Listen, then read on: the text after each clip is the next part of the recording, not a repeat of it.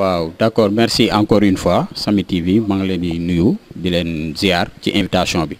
d'abord damay nuyu ñi nga xamante ni ñoom laa fekk muy sama naataango panélistes yi ak assistant bi am na ñoo xam ne xam naa leen fi mais am na ñoo xam ne aussi amaana xamante wuñu donc jarul may citer tour xam naa ni daal c'est la jeunesse dévouée chevronnée ñoom ñoo toog fii ci plateau bi pour indi ay solutions par rapport à l'immigration clandestine donc interpellé nga ma nag ci maanaam les causes et les solutions. Causes, conséquences et les solutions après quoi? waaw man je pense que l'essentiel a été dit bi ñu xoolee tuuru table bi parce que li may njëkk a wax mooy damay rejoindre Souleymane li mu jot a wax sànq mooy la responsabilité est partagée c'est-à-dire loolu nit ñi dañ koy bañ a dégg alors que situation bi noonu la demee dans la mesure où l'État fait semblant de prôner pour une politique de l'emploi. La jeunesse fait semblant également de s'engager dans l'entrepreneuriat. Et les familles également font semblant de conscientiser. ñett yooyu yëpp moo semblant dafay ñëw parce que ku ci ne man pour man tappale moo ci am sànq sama naataangoo bi wax na ko papa mooy jeunes yi tey ji ku ci yor 500 000 war nga mën a investir mais ku perte espoir doo ñemee investir ñi leen wala conscientiser c'est la famille mais nit day jaay ay takkaayam ilee mu ne doomam tegal table fii wala defal poulailler wala demal nga bay da koy bu jaayee ay takkaayam rek da fekk gaal taxaw donc loolu inconscience la beneen bi mooy Tawfekh am na lu mu wax depuis Nuremberg c'est-à-dire bi ñu jëlee indépendance ba léegi ñaata politique de l'emploi lañ fi tëral élève bi nga xamante ni troisième rek la bàyyi boo ko tegalee boo ko joxee ne que tënkal ñu une politique de l'emploi ici au niveau du Sénégal mu wax la naka la ñuy def xam nga dafa am benn philosophe buy wax Frantz Fanon je pense loolu la mu ne chaque génération a sa mission il suffit de la réussir ou de la trahir donc boo xoolee ñun li ñu def nii mooy dañu jug pour téye suñu mission en main maanaam mooy li ñuy def nii ñun mën naa ni ñu ngi commencer di participer ci suñu mission pour bañ koo trahir mais problème bi mooy ñi fi jot a jaar ñëpp ils ont trahi à leur mission cause yi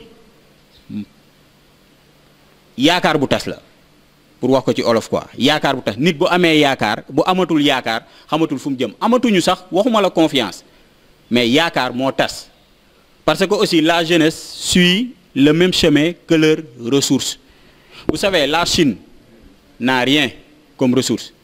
mais elle transforme tout le Sénégal a tout mais ne transforme rien sawaay sànq ba léegi maa ngi dégg ñu naan mairie pouvoir public créer d'emploi ainsi de suite même État seulement État avec ses pouvoirs publics ne peut pas créer tant d'emplois pour créer tant d'emplois parce que ñàkk a liggéey moo waral ñuy jël gaal di dem avant maa ñëw dama bëggoon am benn aperçu tuuti ci thème bi ñu toog di naan ataaye sama koñ suñu kër famille moo woo 5 jeunes pour interroger leen pour man nit ñi duñ dem di tayle seen bakkan quoi Tawfekh côté boobu man ànduma ci ak moom ma jauger leen ne leen est-ce que ku ma ci lebaloon nii 300 000 400 di nga dem ñenn ñi ay jour lañ ñenn ñi ay étudiants soo interroger 5 personnes 4 dañ naan la damay dem ma tiit nag sama bopp ma ne ñun am na lu xew foog ñu jóg parce que vous savez pour nga créer emploi il faut que ce secteur privé nga booster ko parce que état seulement ay DER ay yooyu mënul créer emploi suffisant mënuñu ne chaque année il y a 100 000 demandeurs d'emploi état di limité wu ci ay 5 000 emplois yoo xamante ni du ko sax def ay dégg lañ ci laaj mais loolu buy multiplier wu jeunes yi dañuy dem moo tax il faut que secteur privé bi ñu encourager leen def ci liñ ci war a def bañ a tricher quoi mënoo jël 1500 damay jox exemple rek parce que terre bi Tawfekh souligné sànq boo ko tiimee day metti sa xol wax dëgg yàlla foog ñu ciy wax quoi mënoo jël mais terre na ma yàlla baal quoi mais bokkul woon ci programme bokkul woon ci PSE nga jël 1000 et quelques milliards def ko ci benn investissement boo xamante ni c'est improductif vous savez ñun ñëpp jàng nañ économie même bu fekkee ni nous ne sommes pas des consultants même bu dee nous sommes des profanes en la matière mais xam nañ tuuti luñ jàng ci économie mais bu fekkee seconde nga yem fii le père de la macroéconomie muy John Maynard Keynes ñun ñëpp xam nañ ko dafa ni les deux variables fondamentales d'une économie c'est une fois l'investissement et d'autre fois la consommation. Léegi mu ne le financement de l'investissement permet une augmentation et une croissance parallèle de la production, de l'emploi et des revenus. Revenus maanaam mooy li ngay am jëf jël. Maintenant, à quoi servent les revenus? Mu ne d'une part à la consommation et d'autre part à l'épargne. Et c'est cette épargne qui est allouée à nouveau à l'investissement. Ainsi, l'économie marche et se développe. Maintenant, su ñu demee ñu def ñu jël ay taxes ci réew mi def benn comment dirais-je amasser ay ressources daal di dem lebi am budget nga ñëw def ko ci un investissement tant de milliards improductif ba pare ni da ngay créer la emploi. aussi tamit détournement yi ñuy dégg les détournements de milliards sont aussi à l'origine de l'immigration. waaw xam nga boo déggee détournement de milliards loolu moom je pense que autre chose la loolu wàllu éthique la ak ngor ak manque de justice. Bien sûr c'est relatif. li ñu fi wax nii yëpp c'est relatif c'est des choses en concomitance ñoom ñëpp a yem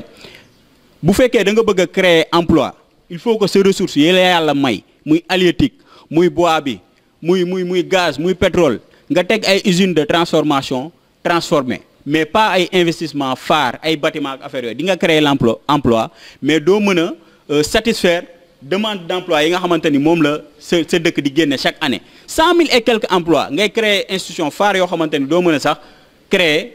sax jël 5 000 personnes ñu liggéey donc loolu li ko mën mooy industrie privée il faut une bourgeoisie autant pour moi industrielle forte créer li ngay créer emploi nit ñi dem di liggéey mais bu fekkee ku nekk 50 000 lay am sax 100 000 nit ñi dinañ xëy di liggéey mais gis nañ Chine gis nañ fu ne industrie yi c'est partout fii nag amul industrie amul dara jeunes yi dañuy xëy toog bu boobaa dañuy jël gaal gi mais aussi ñun wax dëgg yàlla duñ mës a ànd ak ñoom ci loolu problème bi mooy lépp ay njiitu bon la rek te tant que ñu ngi dund yor suñu bakkan bi dañ war a toog di jàmbaarloog ñoom di xool ki gën di ko teg ba keroog yàlla di ñu may ndam salaamaaleykum wa rahmatulah. waaw damay tënk rek ci lu gaaw comme temps bi xoj nañu damay tàmbalee ci mon frère papa phrase bi mu mujjee servir nga xam ni c'est une phrase que je ne cesse de réitérer mooy politisez-vous parce que le problème est politique li ñu fi wax nii yëpp baax na mais quand on a un problème politique il faut trouver des solutions politiques mbir mi loolu kese la mais pas des solutions sociales beneen bi mooy. non boo parce que li ñu seetaan tamit bëgg naa mu comprendre loolu boo ne politisez-vous maanaam ki yor oto bi di dawal te dawalin bu rafet yow mi nga xamante ne yaa nekk client bi yaay fexe ba am permis ñëw toog fa muy dawalee. Bon non peut-être que aussi tekkiwul loolu parce que je ne vous ai pas bien compris n'est-ce pas.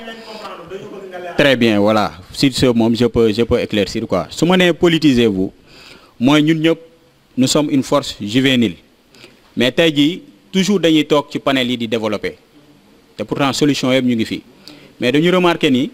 chaque joute électorale boo xamante ni daf fiy jaar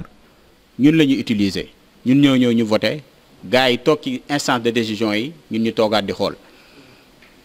te c'est les mêmes effets ñooy am te les mêmes causes produisent les mêmes effets maintenant su ma nee politisez-vous c'est la politique autrement ñun ñëpp dañ koy wax politique autrement bu ma nee politisez-vous c'est la politique autrement maanaam nag nit ñi adhérer ci formation politique yi selon leur convenance fu ñu dugg baax na politique def seen programme présenter ko population bi pour nit ñi mën a comment dirais-je xool bu fekkee bu gën ñu voter leen waruñoo toog ñu croiser les bras quoi c'est-à-dire waruñu toog di seetaan toujours ñuy décider pour ñun te bu fekkee loolu warul am il faut que ñun aussi ñu jéem a politique prôner pour la politique autrement sama papa ji am na lu mu développé sànq maanaam tefes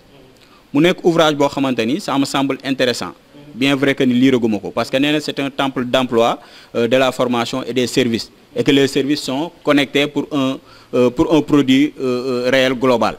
loolu fi may mujjee mooy phrase u François Pérou dañu le développement c'est la combinaison des changements mentaux d'une population apte à la faire croître cumulativement et durablement son produit réel global su ñu naan produit réel global nag mooy boo nee da ngay am taux de croissance dafa war a jariñ nit ñi ñëpp plateau médical satisfaisant création d'emploi mais tant que suñu croissance dafa extraverti dañu koy chanter nii rek di tur lëndëm nit ñi mais dara du xew te gis nañ ni nag dama koy wax ñun ñëpp nee nañ ñu dañuy yóbbu à 13% ak fi ñu toll nii 13% maanaam ak taux de croissance à 2 chiffres ça veut dire que emploi waratul ñàkk fii ci réew mi kon espérons comme bañ a nekk ay nax salaamaaleykum wa rahmatullah